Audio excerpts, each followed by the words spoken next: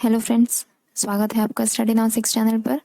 तो आज हम लोग लौकिक साहित्य पर चर्चा करेंगे। इससे पहले हम लोगों ने आदिकालीन साहित्य जैसे कि सिद्ध साहित्य, नाथ साहित्य, जैन साहित्य, रासो साहित्य पर चर्चा कर लिया है।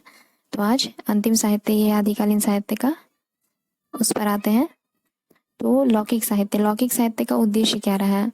लौकिक साहित्य का उद्देश्य है लोक मनोरंजन करना, अर्थात सामान्य जन पर आधारित रचनाएं इनमें लिखी जाती हैं। ठीक है, सामान्य लौकिक साहित्य सामान्य जन से संबंधित साहित्य है। ठीक है, अब जानते हैं कुछ प्रमुख लौकिक साहित्य के बारे में, जिनके बारे में परीक्षा में पूछा जाता है।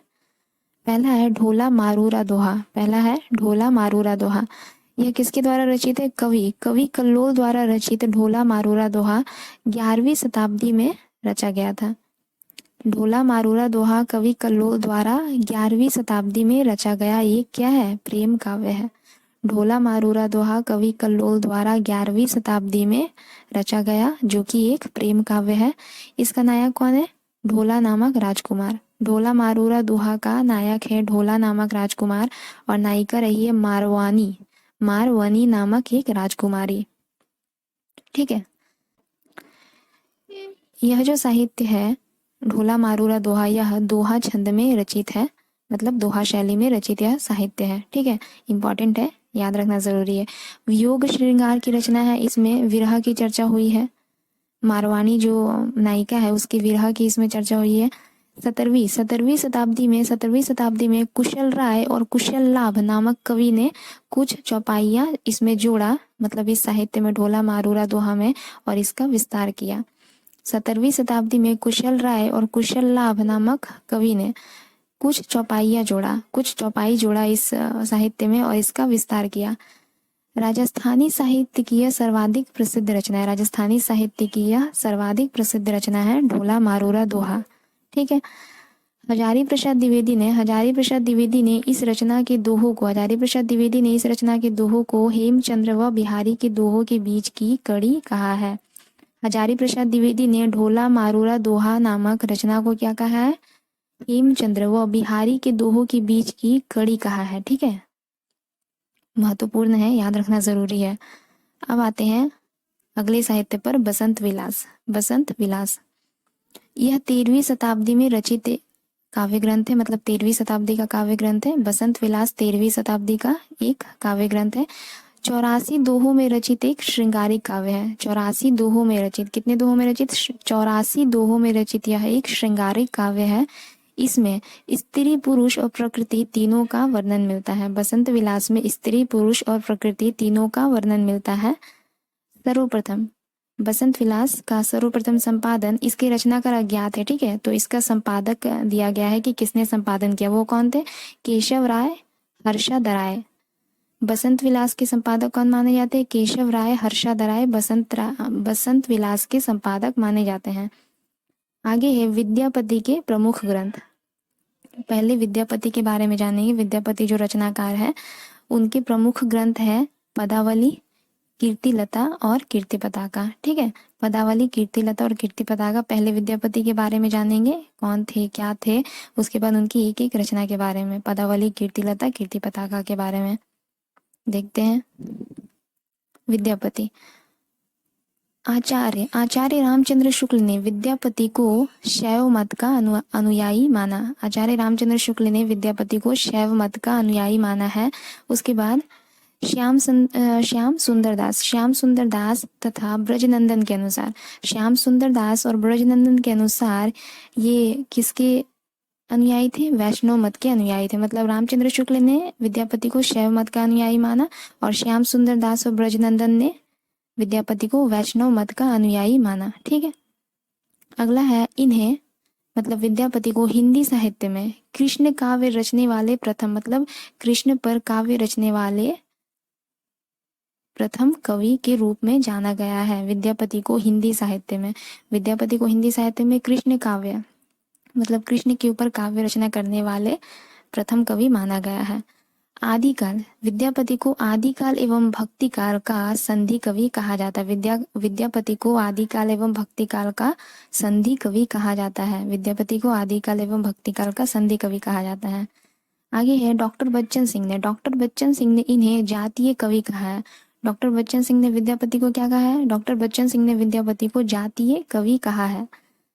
उसके आगे है ग्रियर्सन। ग्रियर्सन, जॉर्ज ग्रियर्सन ने विद्यापति को रहस्यवादी कवि कहा है। जॉर्ज ग्रियर्सन ने विद्यापति को रहस्यवादी कवि कहा है। ठीक है। हजारी प्रसाद द्विवेदी ने विद्यापति को क्या कहा है? हजारी प्रसाद द्विवेदी ने विद्यापति को श्रृंगार रस का वाक सिद्ध कवि कहा है। हजारी प्रसाद द्विवेदी ने विद्यापति को श्रृंगार रस का वाक सिद्ध कवि कहा है। एक बार फिर से देख लेते हैं। रामचंद्र शुक्ल ने विद्यापति को शैव मत का अनुयायी कहा है। श्याम सुंदर दास और ब्रजनंदन ने इन्हें वैष्णव मत का अनुयायी कहा है। ठीक है। उसके बाद हिंदी साहित्य में कृष्ण काव्य पर रचना करने वाले विद्यापति प्रथम कवि के रूप में जाने जाते हैं। आदिकाल एवं भक्ति काल के संधि कवि कहे जाते हैं। विद्यापति आदिकाल एवं भक्ति काल के संधि कवि माने जाते हैं। और जो डॉक्टर बच्चन सिंह थे उन्होंने इन्हें मतलब विद्यापति को क्या कहा? बच्चन सिंह ने जातीय कवि कहा। ग्रियर्सन ने कहा रहस्यवादी कवि। ग्रियर्सन ने विद्यापति को रहस्यवादी कवि कहा। और हजारी प्रसाद द्विवेदी ने क्या कहा? श्रृंगार रस का वाक सिद्ध कवि। हजारी प्रसाद द्विवेदी ने विद्यापति को श्रृंगार रस का वाक सिद्ध कवि कहा। ठीक है। अब देखते हैं आगे। विद्यापति ने संस्कृत, मैथिली और अवहट भाषा में काव्य रचना किया है। विद्यापति ने संस्कृत, मैथिली और अवहट भाषा में काव्य रचना किया है।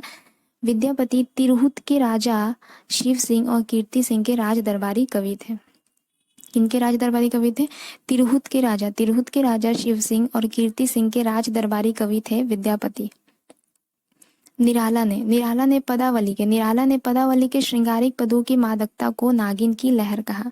निराला ने पदावली मतलब ये विद्यापति की रचना पदावली, उसके मतलब पदावली के श्रृंगारिक पदों को क्या कहा? निराला ने नागिन की लहर कहा। निराला ने पदावली के श्रृंगारिक पदों की मादकता को नागिन की लहर कहा। आगे है राम कुमार वर्मा, रामचंद्र शुक्ल और रामवृक्ष बेनीपुरी, उसके अलावा सुभद्रा झा ने विद्यापति को श्रृंगारी कवि कहा। राम कुमार वर्मा, रामचंद्र शुक्ल, रामवृक्ष बेनीपुरी और सुभद्रा झा ने मतलब राम कुमार, रामचंद्र, रामवृक्ष और सुभद्रा, इन्होंने विद्यापति को क्या कहा? श्रृंगारी कवि कहा। उसके बाद है श्याम सुंदर दास और हजारी प्रसाद द्विवेदी ने विद्यापति को भक्त कवि कहा। श्याम सुंदर दास और हजारी प्रसाद द्विवेदी ने विद्यापति को क्या कहा? भक्त कवि कहा। अब इनकी एक एक रचना के बारे में देखते हैं।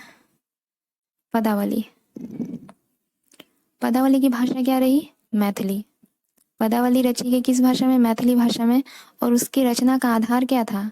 जयदेव द्वारा रचित गीत गोविंद।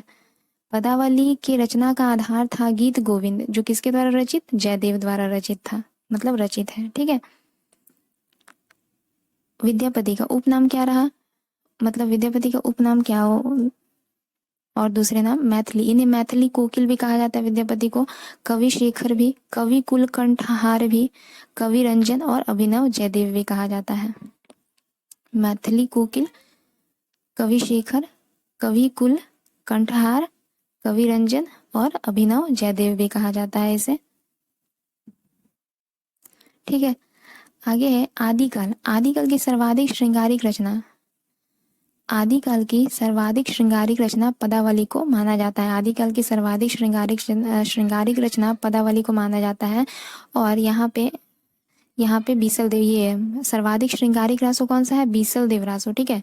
सर्वाधिक श्रृंगारिक रासो बीसल देव रासो है। मैं बीसल देव रासो लिखना भूल गई, आप लोग लिख लेना। सर्वाधिक श्रृंगारिक रासो बीसल देव रासो को कहा जाता है। और आदिकाल का सर्वाधिक श्रृंगारिक रचना है पदावली। ठीक है। पदावली के पदों का सर्वाधिक प्रचार प्रसार किसने किया? चैतन्य महाप्रभु ने किया। पदावली के पदों का सर्वाधिक मतलब सबसे अधिक प्रचार प्रसार किसने किया? चैतन्य महाप्रभु ने किया है।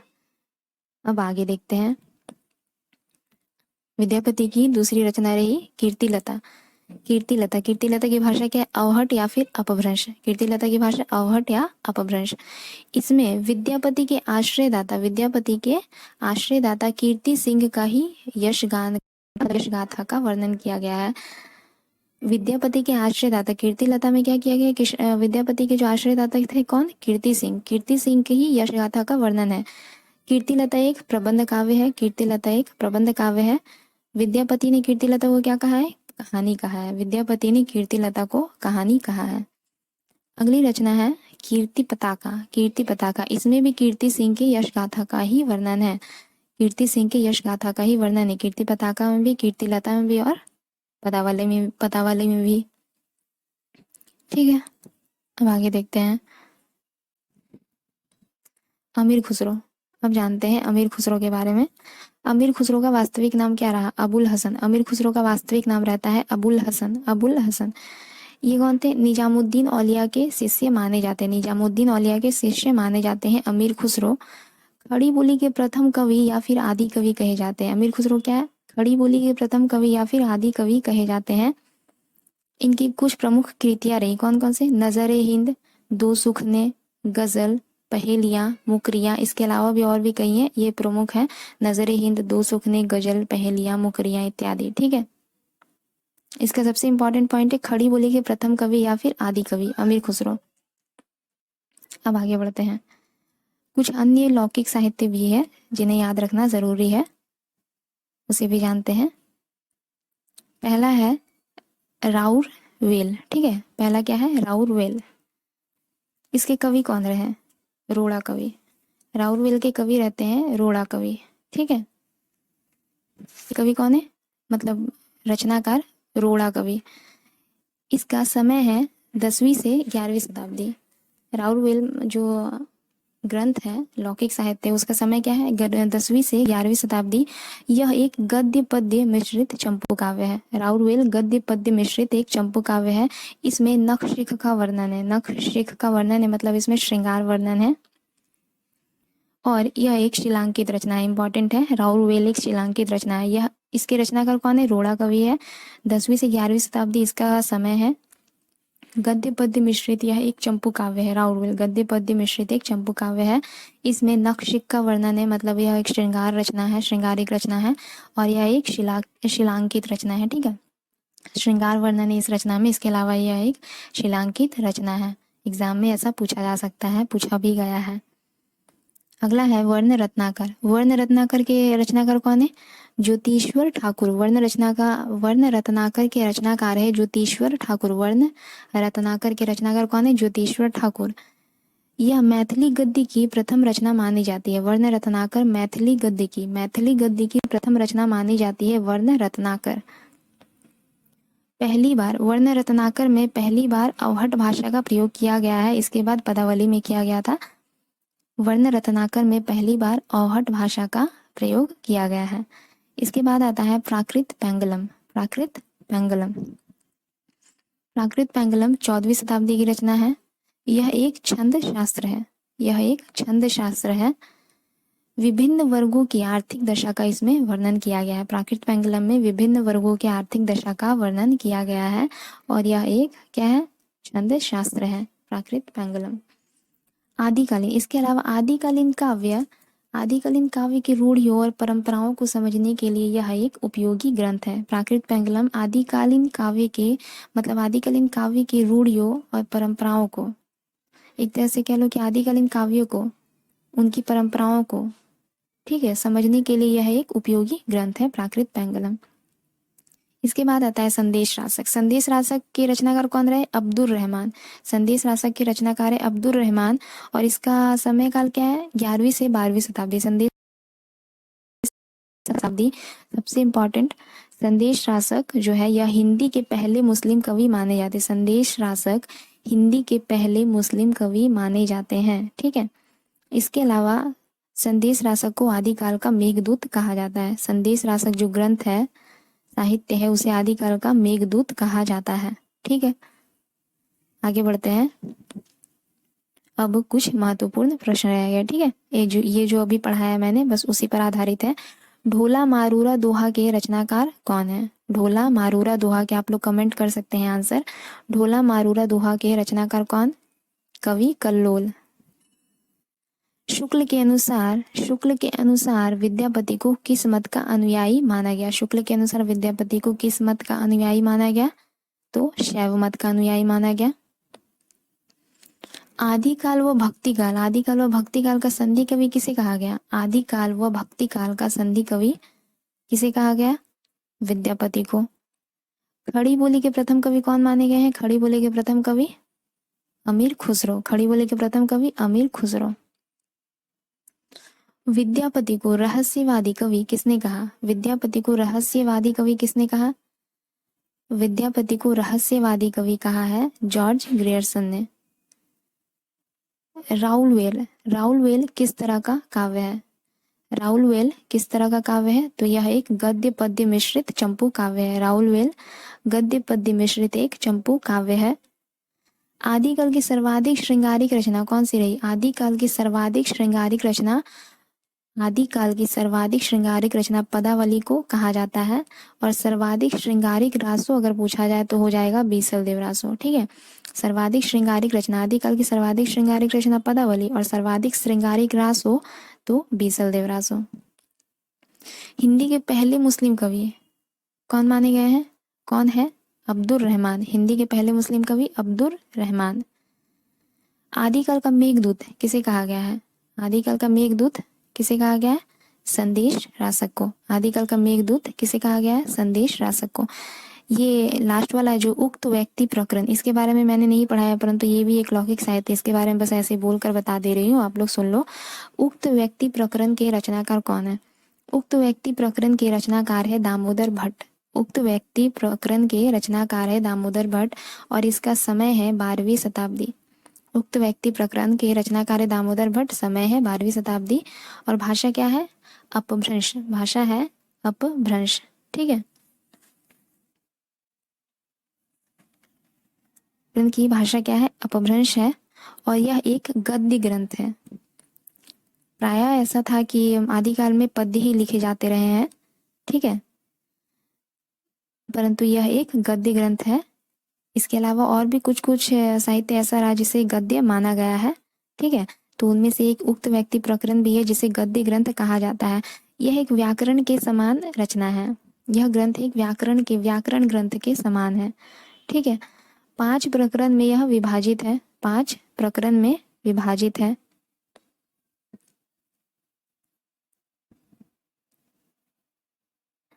पांच प्रकरण में विभाजित है।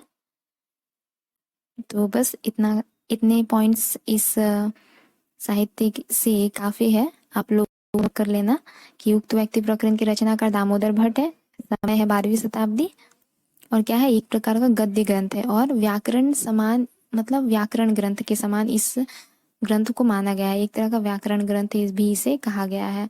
5 प्रकरण में विभाजित है। ठीक है, तो बस